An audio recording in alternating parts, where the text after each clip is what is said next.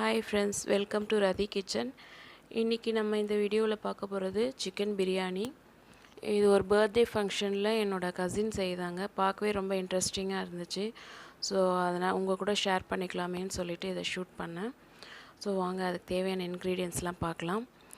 ஆச்சி biryani masala, chilli powder, நெய், தக்காளி, எண்ணெய், அப்புறம் பார்த்திங்கன்னா பட்டை லவங்கம், ஏலக்காய், அப்புறம் க்ரீன் சில்லி, வெங்காயம், சால்ட், புதினா, கொத்தமல்லி, ஜிஞ்சர் கார்லிக் பேஸ்ட் எல்லாமே. பார்த்திங்கன்னா நல்லா பிரியாணி அரிசி நல்லா கழுவிட்டு கொஞ்ச நேரம் ஊற வச்சிடணும். அப்புறம் பார்த்திங்கன்னா இந்த பாத்திரத்தில் வச்சு பாத்திரம் நல்லா சூடானதும் எண்ணெய் ஊற்றுறாங்க.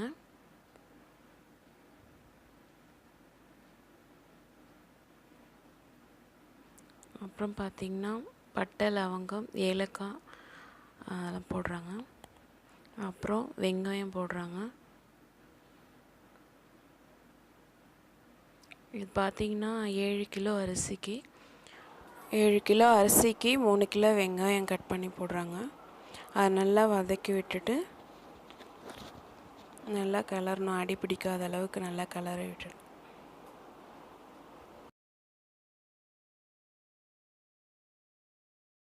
பார்த்திங்கன்னா சைட் பை சைடு சாதத்தை வேக வச்சுக்கிறாங்க. அதுக்கப்புறம் பார்த்திங்கன்னா இதுக்கு சால்ட்டு, இந்த வெங்காயம் வதங்குற அளவுக்கு சால்ட் கொஞ்சம் போட்டுக்கிறாங்க. சால்ட் போட்டு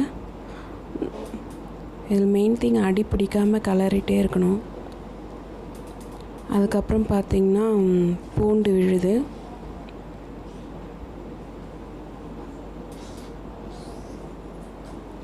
அப்புறம் இஞ்சி விழுது போட்ட பிறகு பச்சை மிளகாய் விழுது அரைச்சி போடுறாங்க. இது மேக்ஸிமம் ஒரு 1/4 கிலோ பச்சை மிளகாய் இருக்குது. பாதி கட் பண்ணி போடுறாங்க, 2 கட் பண்ணி போட்டாங்க. பாதி பச்சை மிளகாய் இது மாதிரி விழுதாக அரைச்சி போட்டாங்க. நல்லா கிளறி விட்டுட்டே இருக்கணும். இல்லைன்னா சீக்கிரம் அடி பிடிச்சிரும். இஞ்சி பூண்டு விழுது சீக்கிரம் அடி பிடிச்சிறதுனால நல்லா கிளறி விட்டுட்டே இருக்கணும். அப்புறம் பார்த்திங்கன்னா ஒரு 2 கிலோ தக்காளி கட் பண்ணி போட்டாங்க. 7 கிலோ அரிசிக்கு 2 கிலோ தக்காளி. சைட் பை சைடு அரிசி வேகுதான்னு பார்த்துட்ருக்காங்க. இதில் கொஞ்சம் எண்ணெய் ஊற்றி வேக வைக்கிறாங்க. அப்போ தான் சாதம் ஒன்றோட ஒன்று ஒட்டாமல் வரும்னு சொல்லிட்டு. பார்த்திங்கன்னா 7 கிலோ அரிசிக்கு 7 கிலோ சிக்கன் போட்டால் நல்லா டேஸ்ட்டாக இருக்கும்னு சொன்னாங்க.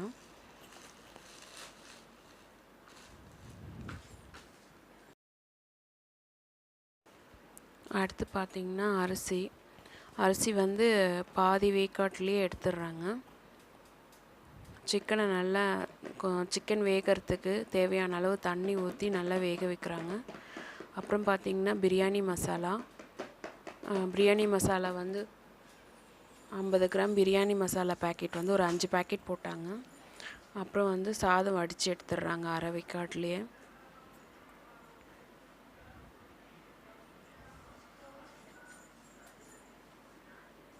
அப்புறம் பார்த்திங்கன்னா ஆச்சி மிளகாய்த்தூள், இது பச்சை மிளகாய் விழுத அரைச்சி போட்டிருக்காங்க, ப்ளஸ் பச்சை மிளகாய் கட் பண்ணி போட்டிருக்காங்க. அதனால் இது பார்த்திங்கன்னா ஒரு 50 கிராம் மிளகாய்த்தூள் போடுறாங்க. அப்புறம் கொஞ்சமாக தான் தயிர் ஊற்றுறாங்க. அப்புறம் 2 லெமன் கட் பண்ணி போட்டாங்க.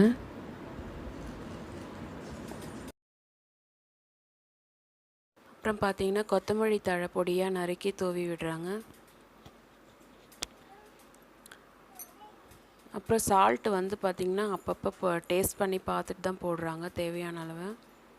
சால்ட்டு காரெல்லாம் உங்கள் விருப்பத்துக்கு ஏற்ற மாதிரி போட்டுக்கோங்க, டேஸ்ட் பண்ணி பார்த்துட்டு. அப்புறம் பார்த்திங்கன்னா சாதம் உடையாமல் இருக்கிறதுக்காக நிதானமாக தள்ளி விடுறாங்க. இது ரொம்ப உடஞ்சிடுச்சுன்னா அப்படியே குழஞ்ச மாதிரி ஆகிடும். ஸோ அதனால் நிதானமாக தள்ளி விடுறாங்க. சாதம் உடையாமல் நிதானமாக கொஞ்சம் கொஞ்சமாக தள்ளி விடுறாங்க. ரொம்ப அழுத்தியும் கிளறக்கூடாது, சாதம் உடஞ்சிடும். அப்புறம் பார்த்திங்கன்னா ஃபுட் கலர் ஆட் பண்ணுறாங்க. கொஞ்சம் தண்ணியில் கரைச்சி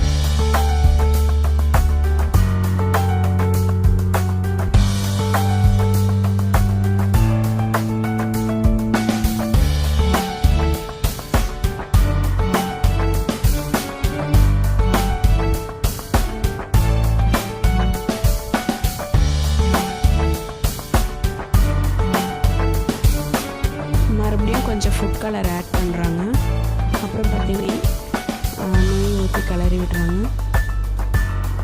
அப்புறம் வந்து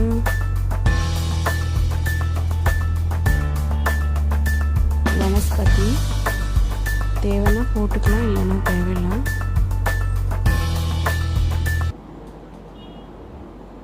அப்புறம் பார்த்திங்கன்னா தண்ணி,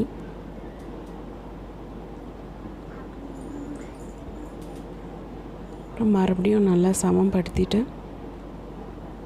நெய் மேலே நெய் ஊற்றி பண்ணுறாங்க. அப்புறம் கொத்தமல்லி தழை தூவி விடுறாங்க.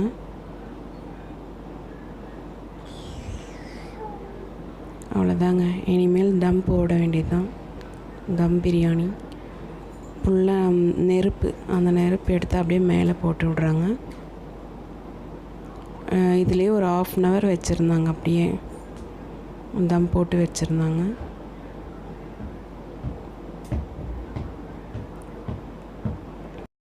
½ hour அப்படியே டிஸ்டர்ப் பண்ணாமல் அப்படியே விட்டுட்டாங்க. அப்புறம் பார்த்திங்கன்னா ஒரு ½ hour கழித்து ஓப்பன் பண்ணி பார்த்தாங்க. நல்லா வெந்துட்டு இருந்துச்சு. நல்ல டேஸ்ட்டாக எம்மியாக இருந்தது. ஸோ இதை பார்க்குறதுக்கு உங்களுக்கும் இன்ட்ரெஸ்ட்டாக இருந்திருக்கும்னு நினைக்கிறேன். ஸோ இந்த வீடியோ உங்களுக்கு பிடிச்சிருந்துச்சுன்னா லைக் பண்ணுங்கள், உங்கள் ஃப்ரெண்ட்ஸ் கூட ஷேர் பண்ணுங்கள், மறக்காமல் சப்ஸ்கிரைப் பண்ணிவிடுங்க. தேங்க்யூ.